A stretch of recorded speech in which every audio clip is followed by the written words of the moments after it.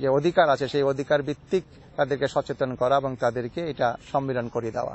এই মেলা হয়ে গেছে, কিন্তু এই মেলার পরেও যেন এই চেঞ্জ এজেন্টরা যদি কোথাও কেউ অধিকার থেকে বঞ্চিত হয়, প্রাপ্য সেবা থেকে বঞ্চিত হয়, তারা যেন রেসপেক্টিভ বিভাগের সাথে এটা তাদের সংযোগ ঘটিয়ে দিতে পারে এবং সেই সেবা প্রদানকারী সংস্থা বা ব্যক্তিদেরকেও যেন বুঝাতে পারে যে তারাও সেবা দান করার জন্য সরকারের পক্ষ থেকে এখানে রয়েছেন এবং সেবা দেওয়াই তাদের কর্তব্য। যে জন্য মেলাটা আয়োজন করা হয়েছে আমি দৃঢ়ভাবে বিশ্বাস করি এটা জনগণের সেবা পাওয়া এবং যারা সেবা দেবে তাদের মধ্যে যে বিরাজমান অবস্থাটা আছে এটা বেগবান করবে এবং একই সাথে তারা যেন সহজে তথ্য পায় এই বিষয়ে তারা আরো সম্যকভাবে অবগত হবে এবং এই কাজগুলো আরো গ্রাসরুট লেভেলে করতে হবে। আমরা এটা উপজেলা পর্যায়ে করছি, এটা যদি আমরা প্রতিটা ইউনিয়ন বা ওয়ার্ড পর্যায়ে করতে পারি এবং স্টেক হোল্ডার্স যারা আছেন, যারা ভিকটিম বা যারা ক্ষতিগ্রস্ত হবেন তাদেরকে যদি আমরা ইনকর্পোরেট করতে পারি এবং তাদের দোরগোড়ায় যদি যেতে পারি তাহলেই এই ধরনের মেলা এবং এই ধরনের উদ্যোগ আরো সফলতা লাভ করবে বলে আমার বিশ্বাস।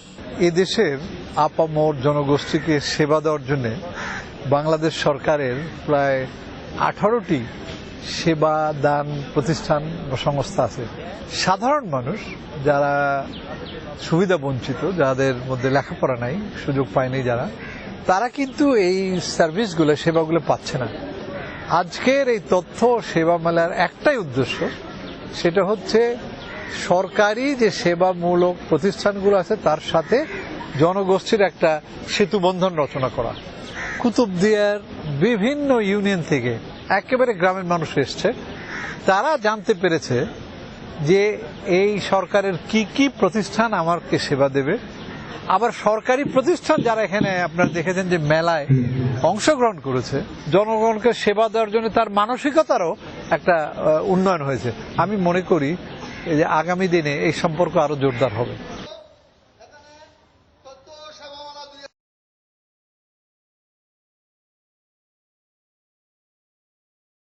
সব ওষুধ বাংলাদেশের কোনো হসপিটালে একটা রোগীর যতগুলো ওষুধ লাগে বাংলাদেশের আমার জানার কোনো হসপিটালে সাপ্লাই করা হয় না। আমাদের যেগুলো থাকে আমরা ওষুধগুলো সিভিল অফিস থেকে পাই, আমাদের যে ওষুধগুলো যখন দেয় তখন যেটা সাপ্লাই থাকে সেটা আমরা সরবরাহ করার সর্বাত্মক চেষ্টা করি। পরিবার পরিকল্পনার অবস্থা খুব খারাপ, এলাকার জনসংখ্যা বাড়ছে, এই বিষয়ে কি পদক্ষেপ নেওয়া হচ্ছে জানতে চাই। আমাদের এই হচ্ছে স্বাস্থ্য কমপ্লেক্স, এখানে দুইটাই আছে। মন্ত্রণালয় হচ্ছে একটা স্বাস্থ্য মন্ত্রণালয়, মন্ত্রণালয় ভাগ গেছে দুইটা উইং, একটা স্বাস্থ্য অধিদপ্তর, পরিবার পরিকল্পনা অধিদপ্তর। এখানে পরিবার উপজেলার একটা আলাদা বিভাগ আছে, এখানে স্বতন্ত্র পরিবার পরিকল্পনা অভিযান। রোগী নিয়ে আসলে বেশিরভাগ সময় ডাক্তার থাকেন এখানে। ফার্স্ট এন্ড ফরমোস্ট হচ্ছে সকাল 8টা থেকে 2:30 পর্যন্ত ডাক্তাররা হসপিটালে নিয়ে যেতে থাকেন। এই ডাক্তার একজন ডাক্তারের ইমার্জেন্সি থাকে, ডেলি একজন ডাক্তারের ইমার্জেন্সি থাকে। আপনি যে ডাক্তারকে চাইবেন বা আগে দেখা যায় ওনাকে ওই দিন পাবেন, এটার কোনো ইয়ে নেই। যেদিন যে ডাক্তার ডিউটি সেই ডাক্তারকে পাবেন। দ্বিতীয়ত হচ্ছে 2:30টা থেকে দুপুর 2:30 থেকে পরদিন 8টা পর্যন্ত একজন ডাক্তার ইমার্জেন্সি ডিউটিতে উনি অন কলে থাকেন। একজন মেডিকেল অ্যাসিস্ট্যান্ট, একজন ওয়ার্ড বয় ওখানে থাকেন। 6টা ইউনিয়নের মানি লোকজন এখানে উপস্থিত, এই সেবাটা পাওয়ার জন্য আমরা মানি কিভাবে পাই স্বাস্থ্য মানি কর্মকর্তা কর্মচারীর কাছে প্রতিদিন দৈনিক কতটা ওষুধ সেবন করে, কতজন লোককে দেওয়া হয়, এগুলি তালিকা আমরা দেখি নেই কেন। বিশেষ করে আমাদের অনুরোধ করো দ্বীপাঞ্চলীয় জায়গা আমাদের মানি দেশের বাইরে রেখে অনেক কষ্ট হয়, সাধারণ মানুষের সেবা আমরা কি করে পাইতে পারি, সঠিক উত্তর আমি শিখেছি। আচ্ছা, আপনি জানতে চাচ্ছেন ওষুধের তালিকা, আমাদের ইমার্জেন্সি কি কি ওষুধ আছে। এটা ডিসপেন্সারি ইমার্জেন্সির পাশে, ইমার্জেন্সি যে এটা আছে ডিপার্টমেন্টের পাশে একটা ডিসপেন্সারি, ওইটার সামনে একটা কালো বোর্ডে লাগানো থাকে। সব ওষুধ যখন যেটা থাকে সেটা আমরা লিখে দেওয়ার ইয়ে করি। হয়তো মাঝে মাঝে 2বার ভুলে কারেকশন করা হয় না বা ইয়ে করা হয় না, কিন্তু ওষুধ লিখে দেওয়া থাকে, এটা নিয়ম আছে, এটা আপনারা পাবেন। যখন প্রয়োজন মতো জানতে চান তারপরে আপনারা ডিসপেন্সারিতে যাই জিজ্ঞেস করবেন কি ওষুধ আছে। মানে জনগণের পক্ষ থেকে আমি একটু জানতে চাচ্ছি যে স্বাস্থ্য সেবা যতজন আছে আপনার অনেক সমস্যা, এর মধ্য দিয়েও আপনি আরো কিভাবে ভালো সেবাটা জনগণকে দিতে পারেন, এরকম কোন পরিকল্পনা আপনার আছে কিনা, বা জনগণ আরো কিভাবে আপনার কাছে ভালো সেবা আশা করতে পারে সেই সম্পর্কে যদি আপনার পরিকল্পনার কথা বলেন আর কি। আমরা আপনাদের তো এমনি শুনলেন আমার আলোচনাতে প্রশ্নের মাধ্যমে। আমাদের প্রধান সমস্যা হচ্ছে জনবল, আমাদের ইউটেন্সিলের সংকট, ফার্নিচারের সংকট, অন্যান্য প্রয়োজনীয় যন্ত্রপাতি নেই। আমাদের একটা অ্যাম্বুলেন্স নাই, একটা অ্যাম্বুলেন্স ছিল 1997 সালে এবং 2009 সালে জুন এসে বিএফটি এটা অগ্রজ ঘোষণা করছে।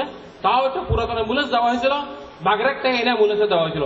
সেই অ্যাম্বুলেন্স এটা আমাদের এখানে আমরা আমাদের কমপ্লেক্স সামনে পড়ে আছে। এটা তো কাজে আমাদের সব দিক দিয়ে প্রবলেম আছে। আপনারা আমাদেরকে একটু বুঝতে হবে, সমস্যাগুলো আপনারা নিজেরা উপলব্ধি করতে হবে। আমরা আমাদের পক্ষ থেকে সর্বাত্মক চেষ্টা করতেছি। তো আমাদের যে সমস্যাগুলো আছে, জনবল সমস্যা, ইউটেন্সিল যন্ত্রপাতির সমস্যা, এইসবগুলো দেখতে হবে আপনাদের। আমি কথা দিচ্ছি, আমি যতদিন এখানে আছি আমি আপনাদের সেবা দেওয়ার সর্বাত্মক চেষ্টা করব।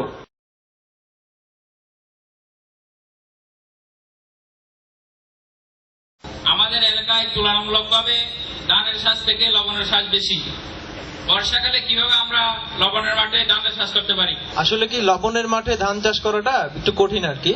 তো যেসব জায়গায় লবণ চাষ করা হয় না কিন্তু লবণাক্ততা আছে, ওইখানে আপনারা ধানের চাষ করতে পারবেন। লবণ সহিষ্ণু জাত যেটা আর কি, লবণাক্ততা সহিষ্ণু জাত আপনাদের বড় মৌসুমে আছে হচ্ছে কি বৃধান 47 যেটা আর কি, বৃধান 47 আছে, বৃধান 55 যেটা আছে লবণাক্ততা সহিষ্ণু জাত আর কি।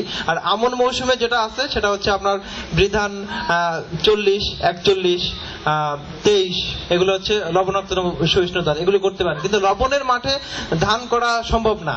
আপনারা গাছগুলো দেখতেছেন, এই নারকেল গাছ, নারকেল গাছে কোনো গাছে ফল ধরে, কোনো গাছে ধরে না, সবগুলো ধরে গেছে। কেন ধরে গেছে এগুলো আমরা বুঝতে পারতেছি না। নারকেল গাছ আর যে গাছই বলেন, এটাকে যদি খাবার না দেওয়া হয়, আর যে জায়গায় লাগানো আছে এগুলো গাছগুলো, আমার মনে হয় এটা বেলে মাটি মনে হয়। পানি ধারণ ক্ষমতা এটা দেখলে আমরা বুঝতে পারবো আর কি, গোড়াটাই দেখলে বুঝতে পারবো। পানি ধারণ ক্ষমতা মানে পানির দরকার। আর যে কোনো খাবার নিতে হলে, গাছ যদি কোনো সার নিতে হয় তাহলে তো পানির দরকার। আমার মনে হয় যে এখানে ওই পানির কিছু ঘাটতি আছে। হ্যাঁ, আর খাবার সার ব্যবহার করা হয় না, মানে কিছু সার দেওয়া উচিত। বিশেষ করে আর কি আপনার নারিকেল চাষে আমরা পটাশ সারের বেশি দরকার।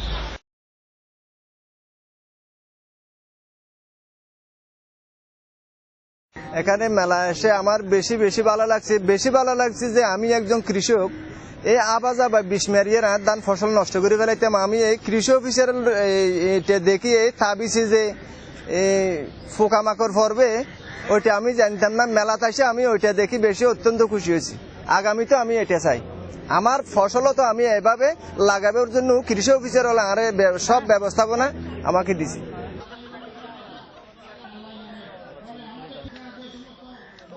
টিউবওয়েলটা না থাকা অবস্থায় প্রায় 5 কিলোমিটার অনেক দূর দূরান্ত জায়গা থেকে আমাদের খুব কষ্টের মাধ্যমে এই পানিটা সংগ্রহ করতে হচ্ছে। এই টিউবওয়েলটা পাওয়ার পর আমরা এখন খুব সুবিধাজনক ভাবে আমাদের বাড়ির আঙ্গিনা চতুর্পাশে সবাই এখন ঠিকভাবে পানিটা ব্যবহার করতে পারতেছে। বিডিপিসি একটা প্রকল্প আছে, ওই প্রকল্পটা আমাদের দক্ষিণ দুরম ইউনিয়ন প্রধান, দক্ষিণ দুরম ইউনিয়ন চেয়ারম্যানের মাধ্যমে আমরা এই টিউবওয়েলটা এখানে পেয়েছি। এই টিউবওয়েলটা হওয়ার পর যেমন আমার শাহলন শিকদার পাড়া 500 জনের মানুষের মধ্যে 500 জনে পাচ্ছে। তাছাড়া সাথে আমার পার্শ্ববর্তী হায়দার আলী মেয়াজির পাড়া নিবাসী এবং বরতলি পাড়া নিবাসী, বদ্দর পাড়া নিবাসী, এরা পানি পাচ্ছে, পানি খেতে এরা সুযোগ পাচ্ছে।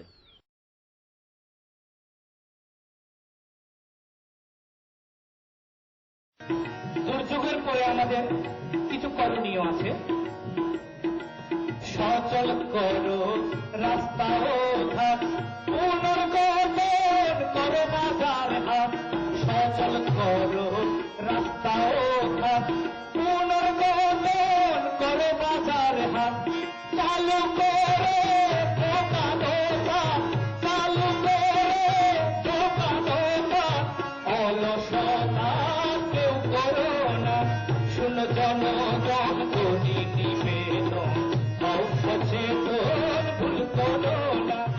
ওই আর গিয়াছে দেনা নেওয়া ওই কি হবে বিটিভিসি এই বিটিভিসি তো না ট্রেনিং বুঝুন না। এডে তোর অধিকার কিভাবে আদায় করিবি, কেন করিবি, ই নিতে হাসে যাইলে তুই জানিতে পারিবি, বুঝুন না। আয় একা হবা ওই সরকারের সাইক্লোন সেন্টারের মাঝে নারী পুরুষ আলাদা আলাদা পাইবার ব্যবস্থা করিয়ে, আলাদা আলাদা পায়খানা প্রস্রাবর ব্যবস্থা করি। আর ধাক্কা দেওয়ার হন সুযোগ নাই।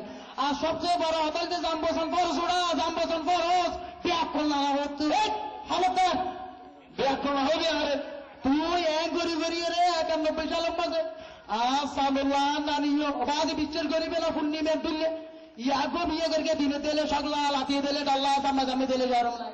হে বাবা হালালে বাবা গালা মালোরা আর বড় বড় বন্ধ করিবি আমার বন্ধ করিতি না তো বউর হাতে হইলে দেখে না কোন আপন ব্যাংকের সুদ হয়ে যাবে দাঁড়াই সাগর দিলে এনে টাকাতে মাঝে মাঝে এক ফোড়া ভালো নাই কিন্তু চাইও না নানির নামে একটা হাতা হই কি এগিয়ে আনে ওই বিয়ার একটা টাওয়ারে বললে উনা হই এঙ্গুরি আর নানিও মারি ফেলাইও এ ভুল আন্ন করিবে আর হন সমস্যা নব সরকারে তোমার আল্লাহ সুন্দর ভাবে কিভাবে থাকবে কারণ আরো তোমার তো একই দেশের মানুষ সরকার আর আল্লাহ বহু চিন্তা ভাবনা করে গেরাম মাঝে বলি দেখো ভুলো দিয়ে গো কিছু না জানো দে বুঝছো না অনাপি তুই তো বাবা হতো এছাড়া আমার চোখ করে গিয়ে আমি তো আগে না জানতাম তাহাতে আলাদা নারী হুট গিয়া গেল বিরাট ফেলে সুন্দর করে আবার আর গানে গানে বাবা করে বুঝে দে আচ্ছা ঠিক আছে আয় গান্ধারি ও লেলা আয় গান্ধারি তুমি যদি যা হাম ধরো বিপদ সংকেত দেশ না মাত্র মাল সামান গুছাইলই নারী পুরুষ সবাই মিলে আশ্রয় কেন্দ্রে যাইও তুই না না হে না না হে বিপদ সংকেত শোনা মাত্র মাল সামান গুছাইলই নারী পুরুষ সবাই মিলে আশ্রয় কেন্দ্রে যাইও তুই না না হে যাইবার আগে মনত রাখো হন্তি নিশান তোর হার লাগবে যাইবার আগে মনত রাখো হন্তি নিশান তোর হার লাগবে মাথা মানা ফুলতে রাখো সিন্ধ দিয়া রাখো ভাই মাথা মানা গোসাই রাখো সিন্ধ দিয়া রাখো ভাই এ নানা বাড়ি পীড়া আদত লাগবো ফের দেন খুঁজিয়া পাই ভুলে গেলে তো চলবে না ভুলে গেলে তো চলবে না